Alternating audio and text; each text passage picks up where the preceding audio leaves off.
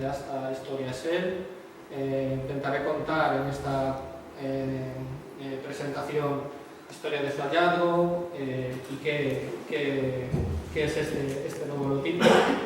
Pero sobre todo lo que me gustaría es que después pasases un tiempo viendo la pieza que tenéis aquí en la vitrina y contempléis para nosotros la belleza que tiene esta especie. Como comentaré, es muy difícil encontrar en las yacidas ejemplares, especímenes articulados. Este es uno este fósil es una de esas excepciones que hay en el registro fósil y, como comentaba, me gustaría que después viese esa pieza y comentásemos también sobre la pieza determinadas características que podía tener. Como se ha comentado por parte de Bruno y de la veedora, esto es un trabajo de muchas personas. Yo estoy aquí a presentar este espécimen, pero si este espécimen no hubiese fosilizado, no hubiésemos tenido la suerte de José Joaquín encontrarlo, Pedro Dantas comenzar su estudio y después un grupo que forman parte de la sociedad de poder continuar y acabar con su estudio y sacar a la luz, desenterrar un pequeño gran dinosaurio. Como hemos comentado o habéis visto en los titulares de los jornales, se ha intentado hablar de que es un dinosaurio pequeño en un tempo de gigantes. Como veremos después, el periodo donde vivió este dinosaurio, el tiempo dominado por grandes dinosaurios saurópodos, que podéis observar en la exposición.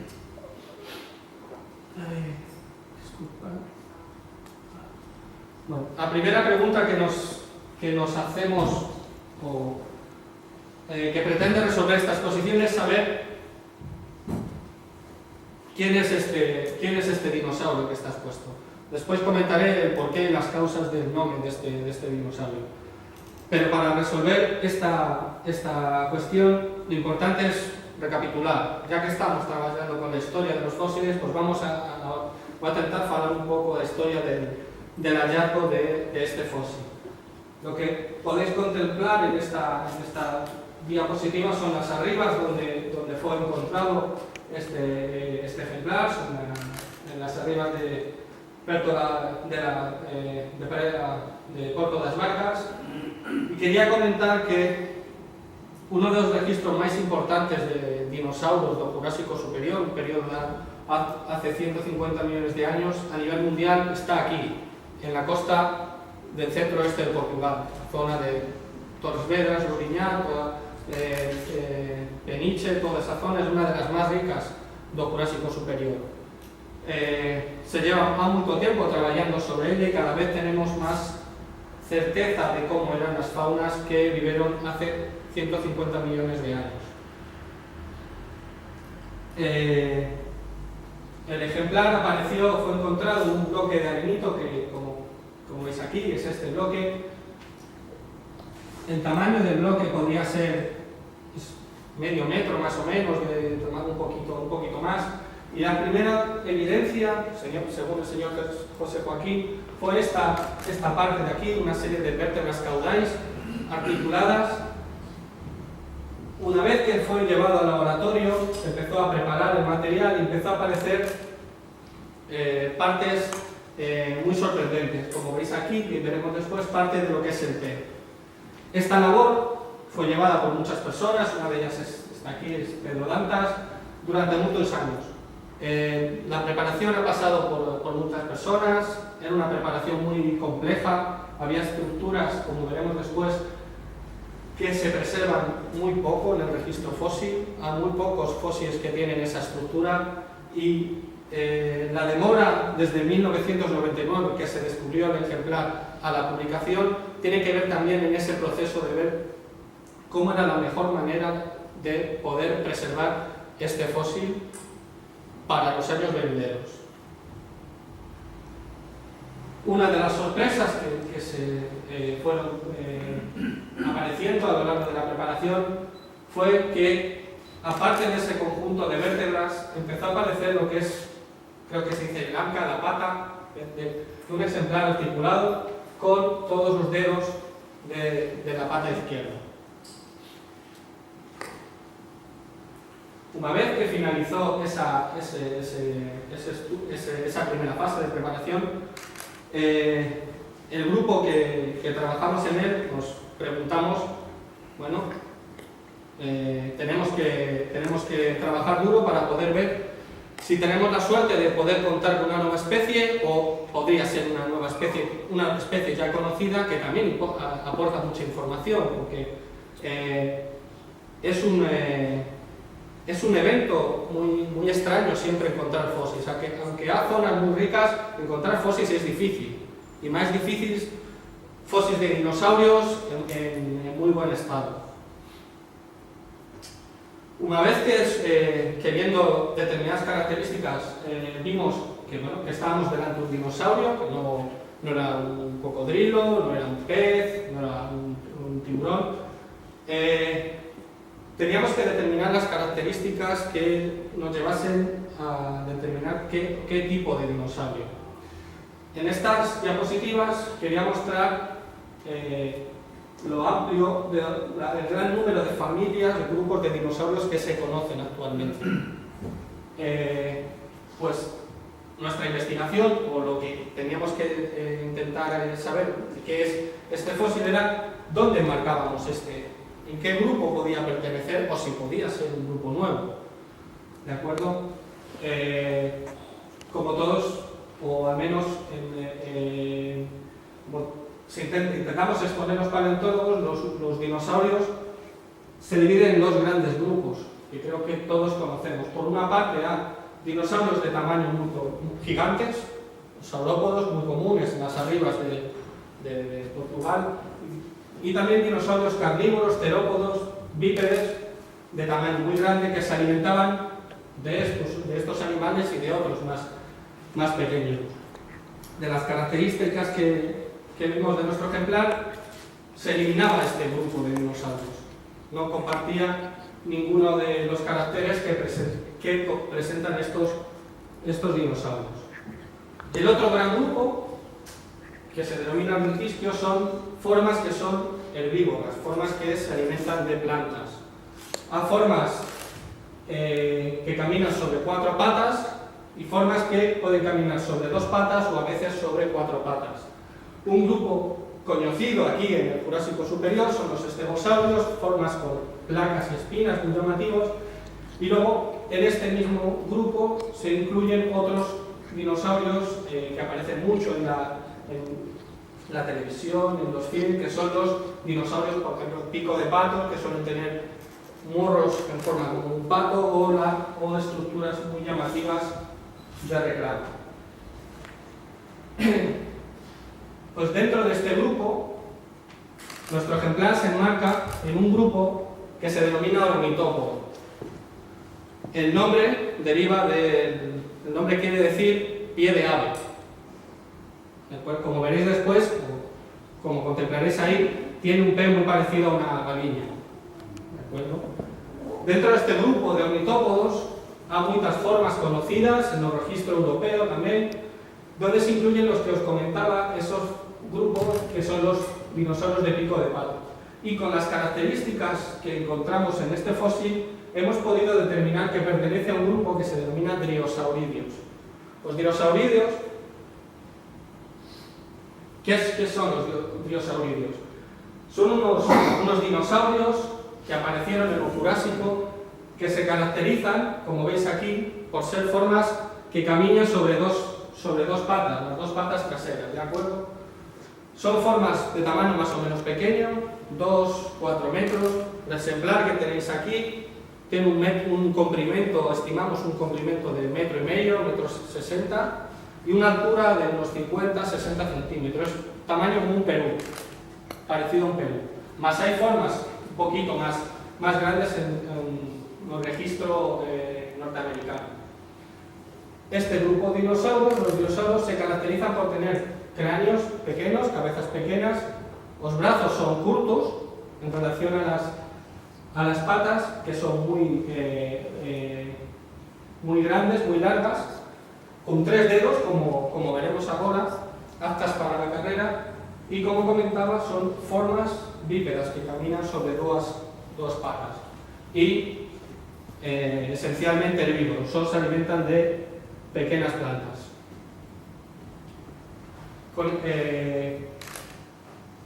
Una vez que estudiamos, que nos pusimos a estudiar todo ese fósil, y acabado el estudio ya tenemos certeza, al poder haber encontrado una especie, de qué conocemos o qué sabemos de este espécimen. Aquí en este esqueleto señalado en verde tenéis los osos que se han preservado en ese bloque. Eudrosaurus, el holotipo, está formado por una serie de osos relacionados con el membro posterior. Un elemento de la cadeira, o el ilio izquierdo, la parte proximal de la cauda, las vértebras caudales, con unas estructuras que se llaman arcos emales o chevrones, o fémur derecho completo, parte proximal, como veremos después, del fémur izquierdo, y lo que es la parte inferior del pie, totalmente completo. El ejemplar que tenéis ahí, en la plancha que está expuesta, esta es una de las partes cuya preparación ha sido más difícil, debido a, como os comentaba, unas estructuras, que es lo que se denomina aquí tendones osificados. ¿Veis estas líneas? Son las estructuras que tienen muchos dinosaurios ornitópodos que están entre las espinas caudales, las vértebras, que permiten fijar esas vértebras durante la carrera, permiten que la cauda se mantenga más o menos recta. ¿Qué les permite a esos animales? Estos animales, como comentaba, caminar sobre dos patas, son ágiles, muy veloces, y les permite, en momentos de huida, sobre todo, girar, hacer cambios bruscos de velocidad sin voltar. ¿De acuerdo? El ejemplar preserva 8 vértebras caudales, la última espina de la última vértebra sacra y la espina neural de la primera vértebra caudal, y prácticamente completas el resto de las 8 vértebras en perfecta articulación.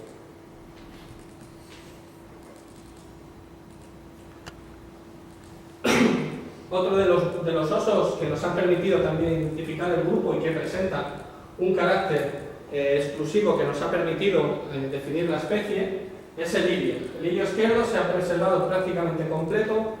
Aunque veis aquí que está separado, es una fractura con sedimento más. El oso encajaría prácticamente. Aún se ha perdido parte del oso, pero es porque se metió sedimento por el ilio. ¿De acuerdo? La flecha vermella indica, en las flechas vermellas que veréis, indican los caracteres en los que se basa la descripción de la nueva especie.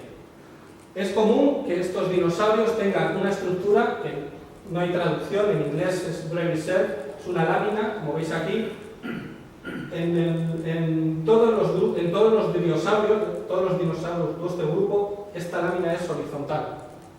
En Eudrosaurus, la diferencia que hay es que esta tiene un ángulo de 45 grados. Es un carácter muy importante y muy fácil de ver, que ha permitido uno de los que ha permitido definir esta especie.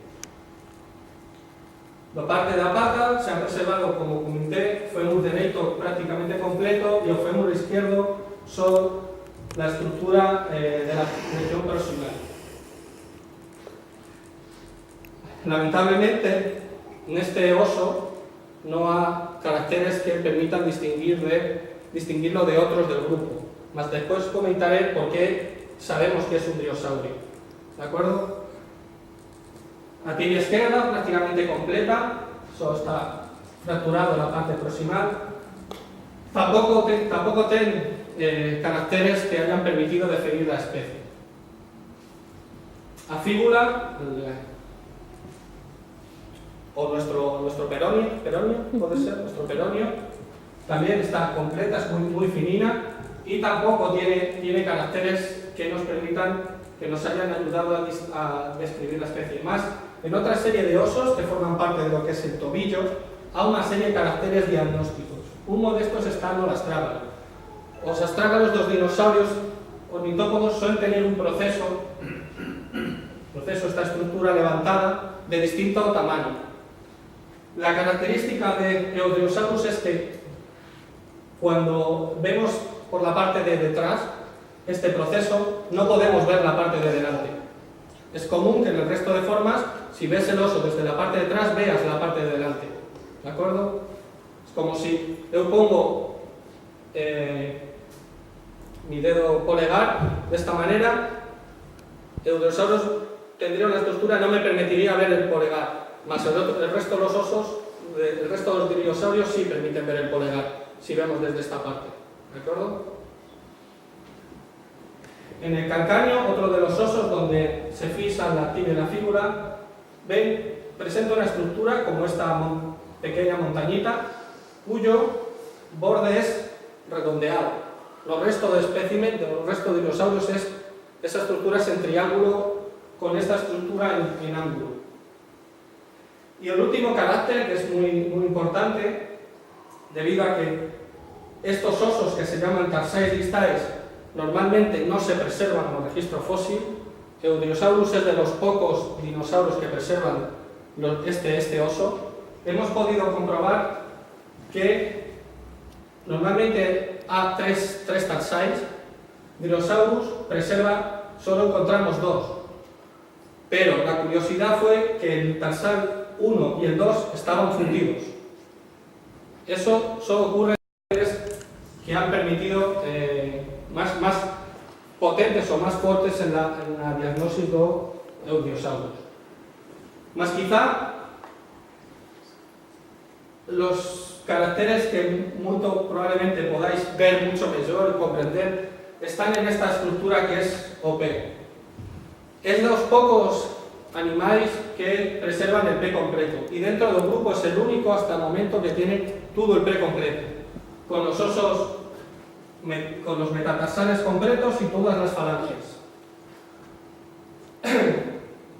Uno de los caracteres que está aquí marcado, que luego os comentaré, es este de aquí, es el primer dedo, ¿de acuerdo? De OP, que se preserva por completo. Hasta el descubrimiento de Eudriosaurus solo había restos de este oso. No se sabía en otros dinosaurios que había si tenían falanges o no. Más, Eudriosaurus ha permitido decir que este grupo es muy probable que tuviesen falanges, y en concreto una falange muy pequeña.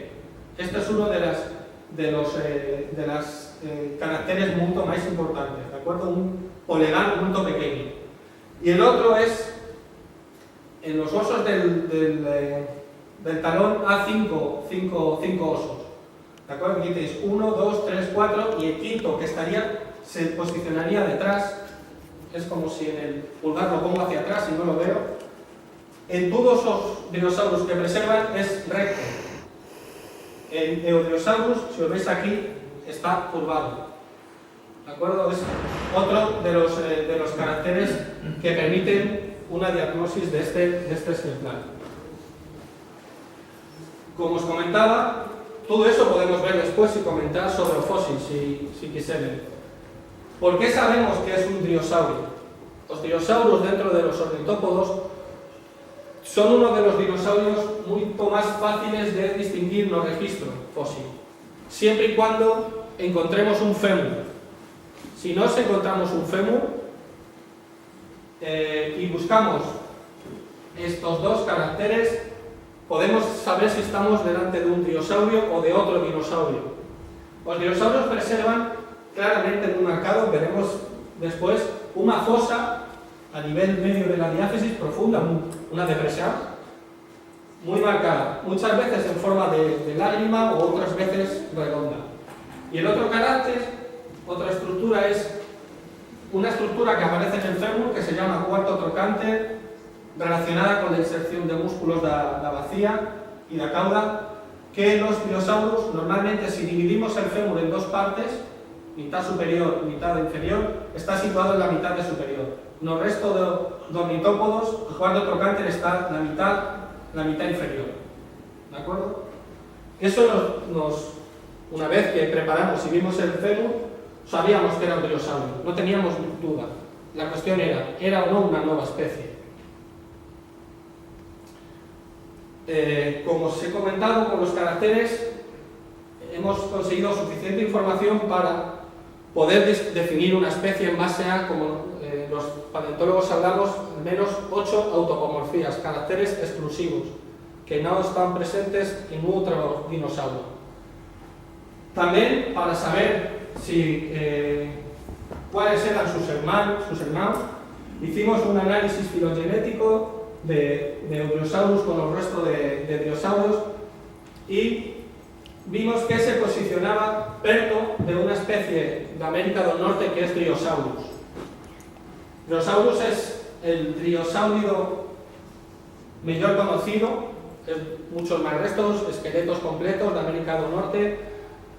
Ese ejemplar puede medir hasta 4 metros de comprimento y es posible que Eudrasaurus pudiese medir hasta 4 metros. El ejemplar que tenemos es pequeñino, probablemente un subadulto. ¿De acuerdo?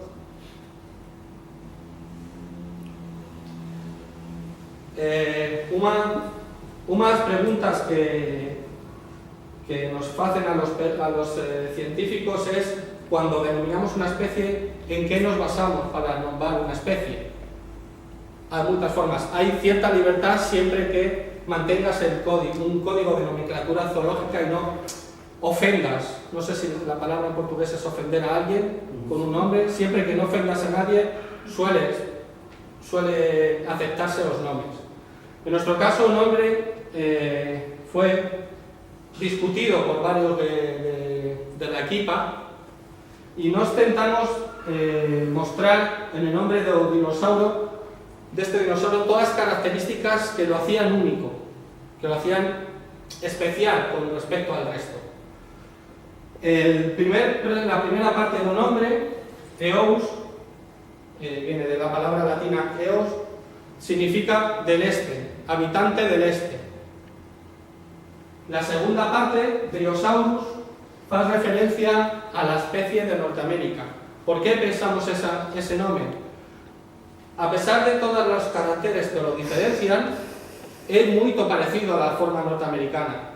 Sabemos que durante el Jurásico Superior hay contactos entre fauna entre Norteamérica y esta parte de Europa, mas tenemos suficiente información para determinar la especie. Dryosaurus también, eu gostaba dese nombre, eu gosto del nombre Dryosaurus. Intenté convencer a mis colegas de poner Dryosaurus. ¿Por qué? Porque marca el grupo. Uno cuando habla de dinosaurios siempre acaba hablando de Dryosaurus. Entonces, el nombre lo que quería decir era el dinosaurio que vivía en el este de Norteamérica. ¿De acuerdo? No en Asia, mas en ese momento solo se conocían muchos especímenes en el norte de Norteamérica y algunos en África, más en Oriente este era el primero en la parte europea. El apellido, el segundo nombre, Nanalucis, hace referencia al dedo. Nano, del latín significa pequeño, y alucis viene del plural de alus. Alus, en nomenclatura paleontológica, hace referencia al primer dedo, a las falanges del primer dedo del pie. ¿De acuerdo? ¿De acuerdo? Y de ahí viene el nombre, Nanalucis, en referencia a esta estructura tan pequeñina. He complicado el nombre, más la pronuncia de Eosdryosaurus, Nanalucis, más yo creo que después de discutir entre todos, creo que ha sido bastante acertado la denominación, o eso al menos creo ha hecho yo. Otras preguntas que bueno, no preguntas, sino derivan de los estudios es, una vez que ya sabemos cómo es, saber un poco cómo es morfológicamente, saber un poco de su paleobiología, cómo vivía, qué comía, con quién vivía, ¿de acuerdo? Si os fijáis aquí, en esta diapositiva pongo gran parte de los dinosaurios que se conocen en el Jurásico Superior portugués y una flecha que marca a los dinosaurios junto a una persona como nosotros. Como comentaba al principio, el dinosaurus era un dinosaurio que es un dinosaurio enano, que vivía en un tiempo donde las faunas eran muy grandes, muy gigantes. ¿De acuerdo? Es llamativo si veis el tamaño con el resto dos dinosaurios.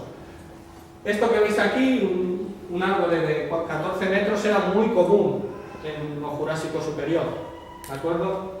Este árbol sería parte de la comida de este grupo de los saurópodos, más no de Eusdinosaurus. El Drosaurus podemos interpretar por su semejanza con las formas norteamericanas dónde podía vivir. Como indica esta diapositiva, el templo Jurásico superior estaba dominado por grandes árboles como los piños.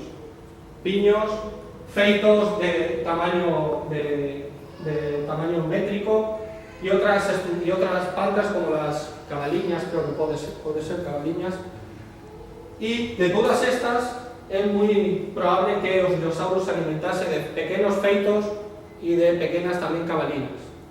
Es difícil que se alimentase de piños, de coníferas, ¿de acuerdo? Probablemente cuando fuesen pequeños a la hora de podría alimentarse. Es muy probable que su espectro de alimentación sean plantas no superiores a 1 metro de altura.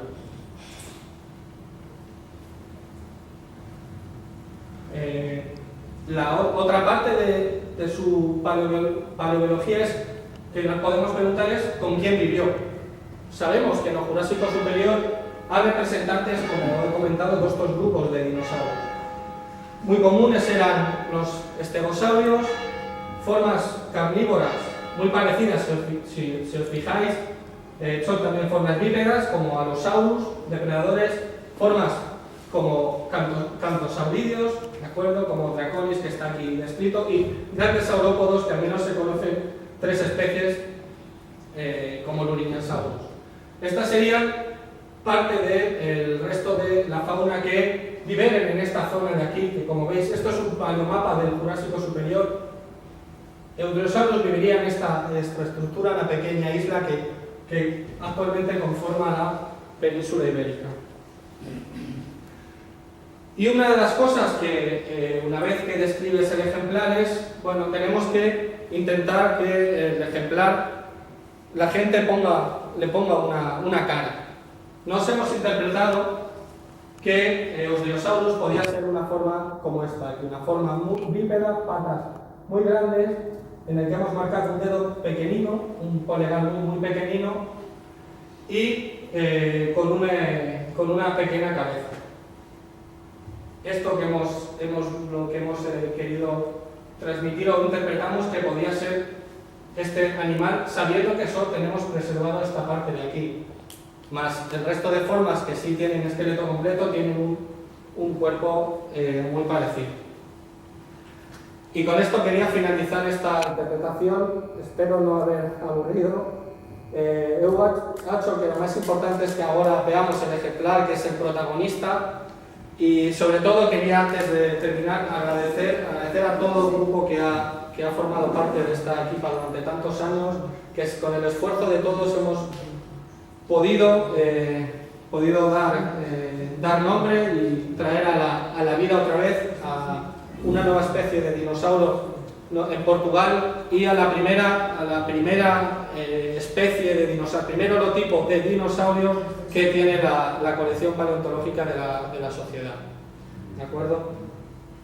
Obrigado por su paciencia y espero que haya gustado de mis palabras.